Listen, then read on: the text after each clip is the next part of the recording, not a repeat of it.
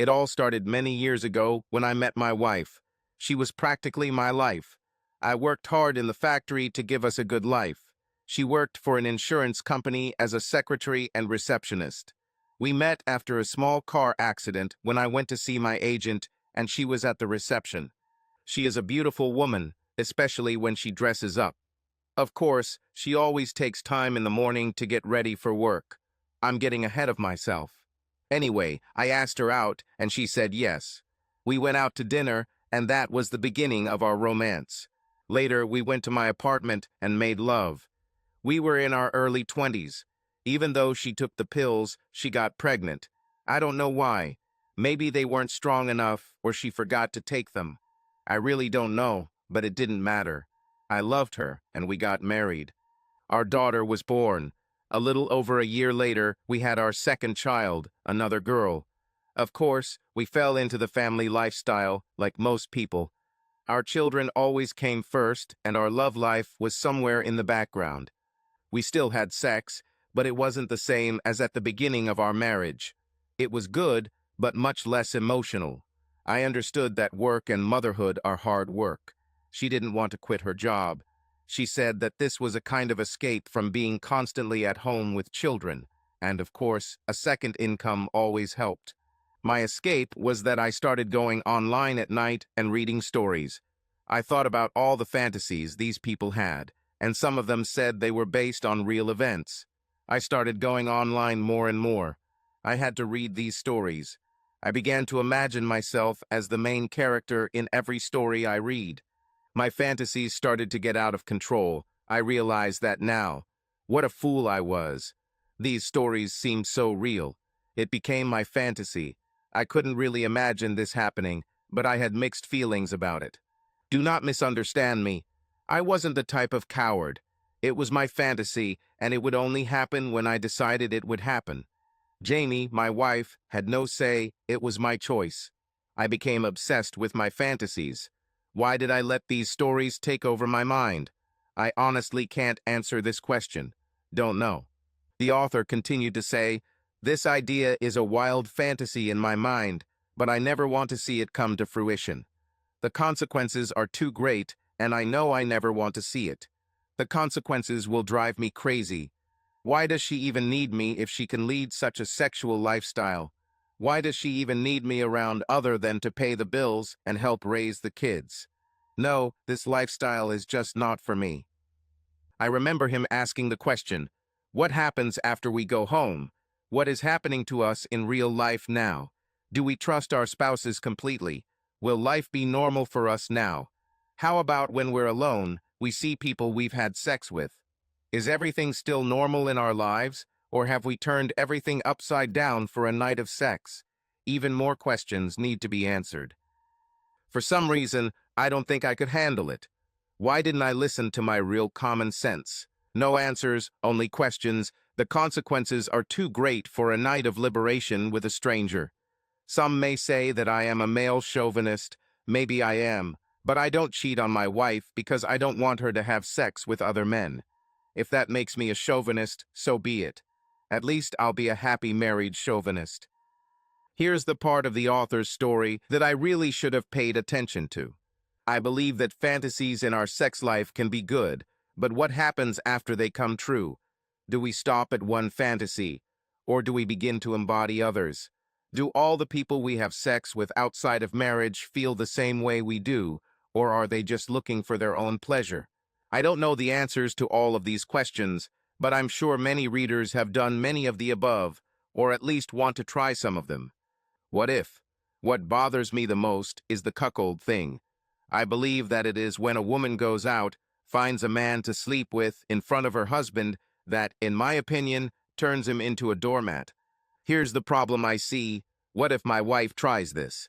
What kind of man, husband, even father, is this kind of person? Why would any woman want to be married to a spineless, cowardly man like this? It must be for the money and support. These thoughts were constantly spinning in my head. I read these damn stories in the fullest sense of the word and thought that my wife was doing the same thing. The more I read, the more I fantasized. A vicious circle that I could not or did not want to break. I started fantasizing and talking to her and trying to get answers. We had many friends with whom we joked. I, for some reason, always mentioned Bob. I think it's because I saw he liked my wife. Our fantasies continued for a month or two. I told her I didn't want her to have sex with anyone else. I don't want to see her with another man, but in fantasy, it's a little different, knowing that it won't happen. About a month later, Jamie came home and said that we had been invited to Jim's 30th birthday. His wife, Linda, stopped by and invited most of their office friends. It was supposed to be a Saturday, and they had a pool, so most people were going for a swim. Linda was also a nice woman. We didn't go out with them often. Mostly it was just corporate parties and the like. Linda was also a bit of a flirt and often made sexual innuendos. Like most of our friends, we just thought it was a joke. What I didn't know until much later was that Jim tried to hit on Jamie more than once. She never told me about this. She later said that she could always handle it herself. The party was good. A lot of alcohol was flowing. I drank too much. What I didn't know until then was that Jamie also drank too much. We were in swimsuits like most people. Jamie was wearing a nice two-piece swimsuit. I didn't think it was too revealing for a two-piece swimsuit, but she actually looked damn good in it. Throughout the night, I noticed that when I wasn't with Jamie, Jim was there. As I said, I found out later that he had been trying to pester her all evening. It was getting late, and the party was starting to fall apart. I was too drunk and went inside to sit on the couch for a few minutes and wait for Jamie. I didn't notice, but I dozed off. When I woke up, I was a little disoriented. The room was dark, but I heard voices from one of the bedrooms. I wondered where everyone had gone, especially Jamie. I got up and walked towards the bedroom, a little unsteady from the alcohol. My sweet, loving wife was there with Jim. I have to tell you, and I really mean it, this had to be the worst image I could imagine. All these stories that said I would like this are full of crap. My stomach started to twist. I was still pretty drunk, but I walked in and hit Jim. I started throwing up right there at the end of Jim's bed. I heard Jamie scream, "God, no, what have I done?" Many things happened at once. Linda ran into the bedroom, asking what the hell was going on. She drove some friends home and returned earlier than Jim expected. She looked at her husband and asked him what the hell he had done. It only took her a few seconds to realize what had happened. She went to the bathroom and gave me a towel. "Take your damn wife and get out of my house." Jamie was still crying and quickly put on her swimsuit. I told Linda how sorry I was, and she simply said, "Get that damn bitch out of my house. You can leave the damn towel." I left the room and Jamie wanted to say something to Linda, but she wasn't listening. We heard her screaming at her husband as we walked out the door. We got into the car and drove home. I couldn't say a word to her. She cried and tried to apologize all the way home. I didn't listen. My mind was in turmoil. When we got home, I went down to the basement and lay down on the bed we kept there. I told Jamie we'd talk in the morning. I couldn't sleep. I just lay there and tried to figure out what to do next. Jamie cheated, but I really have to question how much of this situation I created with my stupid fantasies. Is our marriage over? Will I be able to forgive her? Should I forgive her? What about our jobs, family, and friends? Now I understand the moral that the author wrote in his story. Cheating or affairs affect everything and everyone in our lives. What a hell of a fee for sex. I got up the next morning and cleaned myself up. I put the coffee on and waited for Jamie to wake up. I heard her cry most of the night, and I doubt she slept much either. I heard her go to the bathroom and my stomach started to churn. I was a bundle of nerves. When she came out of the bathroom, she poured herself a cup of coffee and sat down. It was hard to look at her. I knew I needed to start a conversation, so I asked her directly, "Why did you do that?" "It just happened. I was drunk, and it just happened. I love you, Jerry. I wish this didn't happen, but it did. We need to move on," Jamie replied. "Nonsense. It doesn't just happen. You could have stopped him at any moment. You did it voluntarily." She began to cry quietly. "He harassed me, and I drank a lot." "Bullshit, Jamie. I don't want excuses. I want answers. I want to know everything if we're going to stay married. I knew I had a real problem. I was the one who put all these ideas into her head. I knew that what she did was partly the result of me half preparing her for it. Now I have to wonder if I can live with the consequences of her cheating and my actions. I think that was the first time she realized that our marriage could be over, that I could leave. What? You're thinking of leaving me? Jerry, we can handle this, Jamie said. Then I need the truth. How long have you been dating him? That was the only time it went that far, Jamie replied. So you were with him before? How many more men? No, it wasn't like that. I've never made love to anyone but you. You have to believe me. This was the only time. Jim harassed me at work. You know, he suggested dates. He said a lot of sexy things. Was he the only one who did this? I asked. No, you know that. All our friends joke like that. It never meant anything. Guys often flirt with girls, but we just laugh about it. If I'm honest, I like being looked at. I like compliments as much as the next girl. I know you say these things to other women too. Does that mean you want to sleep with them? You've gone further than just talking. You slept with him. Now let's talk about it. Jamie held back tears as best she could as she explained what happened. We arrived at the party, and like I said, I drank too much. This is not an excuse, but it is a fact that alcohol reduces the inhibitions in people. Jim talked to me about sex all evening. Was he successful? I asked. Jamie lowered her head. Yes, but I thought it was just a joke. I started thinking about how we used him in our fantasies. I continued to drink, and you got drunk too. One day, when Jim came back into the water with me, we joked about sex. I laughed and told him about our sexual fantasy. What are you doing? Have you told him that you use his name in our lovemaking? How stupid can you be? Why did you tell him that? Again, I realized that I was the one who started it all. I simply reaped what I sowed. I knew I was blaming her when half the blame was mine. I guess I was trying to deny my guilt and face the truth. But still, I didn't think it was something she should have shared. It just came out. You disappeared, I looked around, but you were not there. Almost everyone had already left the party, and Linda told Jim that she would be back in about an hour. She took some people home. That's why she didn't drink that night. Jim proposed, but she said he drank too much. When she left, Jim started hitting on me again. We were left alone. You weren't there. I don't know why I did it, but I went into his bedroom and, well, you know the rest. I loved her. I really loved her. I loved my girls and thought about how this situation would affect our family. I looked at Jamie, and all I could see was her cheating. I knew Jamie was unfaithful, but how much did I contribute to it? It all started with something I probably put in her head. I guess I just didn't want to face the truth. I was the biggest part of the blame here. These stupid fantasies and stories. God, how stupid a person can be. How stupid was I? Now I had to deal with the consequences of our actions. I knew I needed time away from her. I had to figure it out in my mind. I created this situation and didn't know how to fix it. Jamie, I love you. I love you more than anything in the world, but it was tearing me apart inside. I do think that part of the blame lies with me because of the fantasies, but you made them come true. I have to go.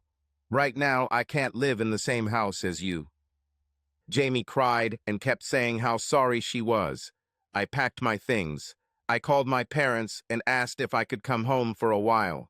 I just told them that Jamie and I were having problems in our marriage, and I didn't want to stay in our house anymore. Jamie got dressed and went to pick up our girls. When she returned, I was no longer there.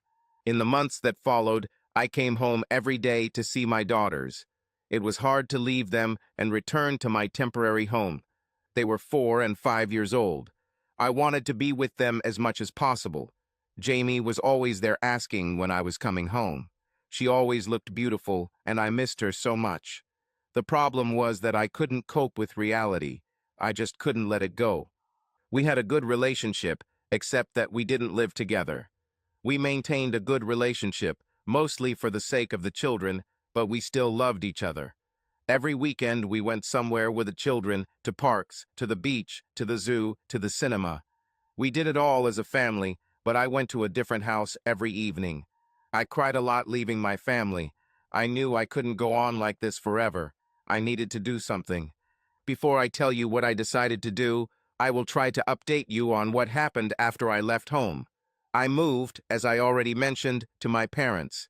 Jamie's parents live about 60 miles away. All her friends were here. Most of her friends supported her. Of course, there were rumors, and they were partially true. After we left Jim and Linda's house, they started arguing. I guess this wasn't the first time Jim had cheated. Linda kicked him out and filed for divorce. Any mutual friends of Linda and Jamie supported Linda. The wives didn't want their husbands around Jamie. This group of people called her a family destroyer. She mostly hung out with Rachel and some of our mutual friends. She told me in our small conversations that she no longer jokes the way she used to.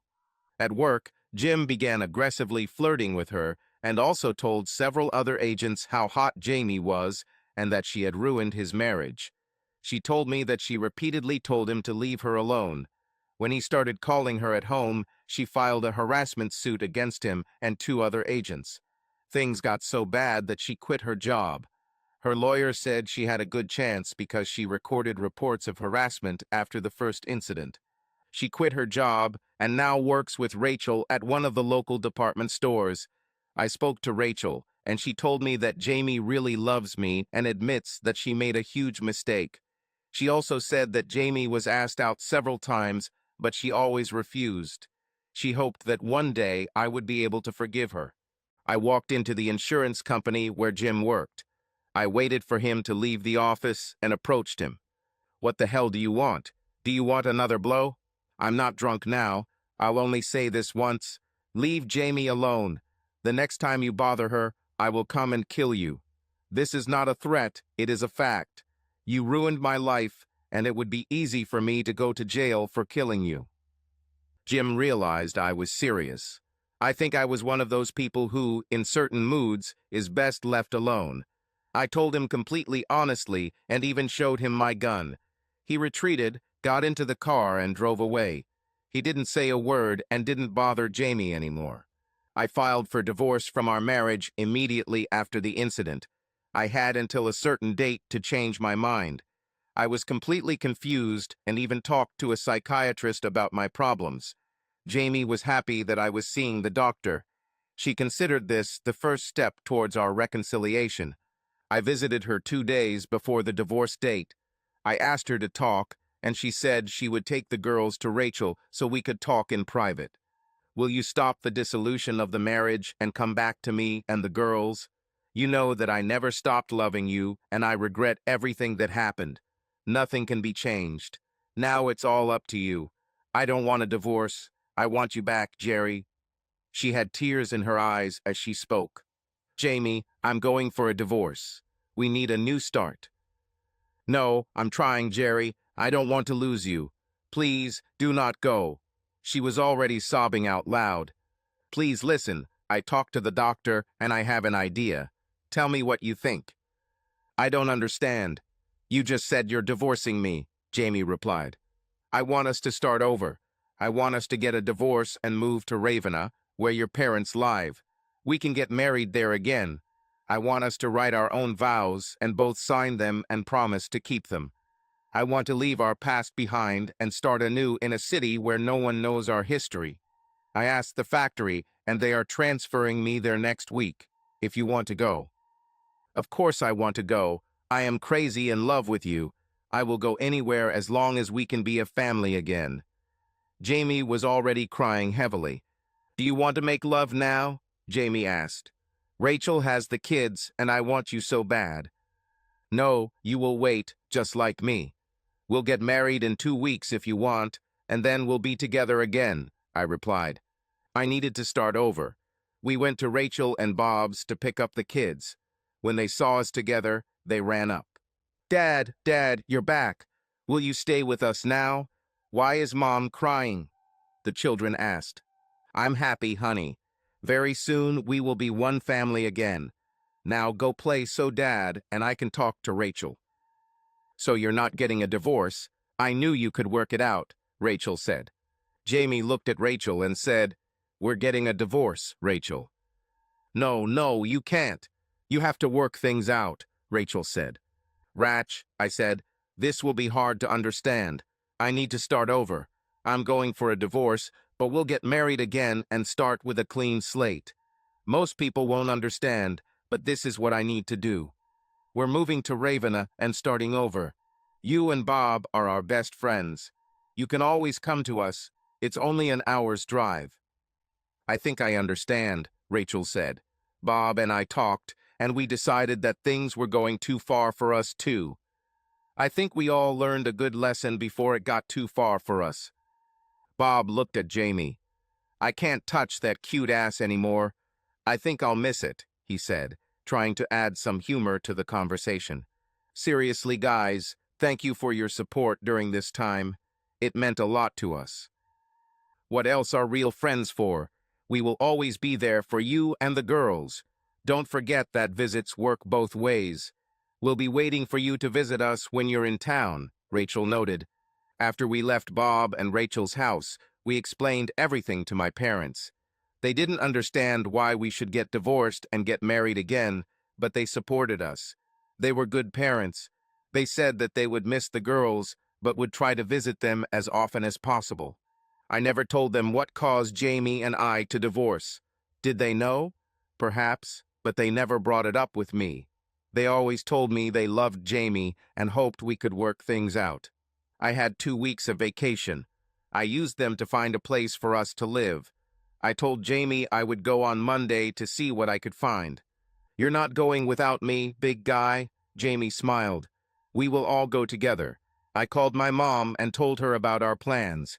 She didn't understand why we would get divorced and then get married again, but she's glad we're staying together. She said we belong together. Everyone says that, you know? I always knew it. We actually got married again. We wrote our own vows together and tried to stick to them. The local pastor agreed to marry us. Everything seemed so clean, so new. I remember Jamie telling me that she didn't understand why she would go through the whole marriage process when I suggested it, but now she felt it. It was like a new beginning. All our mistakes remained in our first marriage. This time we will try to avoid some pitfalls. Our new wedding night was one of the best nights of my life. Jamie and I spent the night at a local motel. There is nothing better than sex with the person you truly love. All this happened 2 years ago. We are as happy as a family of 5 can be. Ryan was the result of our overnight love on the night of our second wedding. For now, Jamie won't be working outside the home. She says she has her hands full with 3 children, 2 of whom are already in school. She also has family and friends nearby. Jamie received compensation in a harassment claim against agents and the insurance company. Of course, they wanted to settle the case out of court and did not want any publicity that could harm their business.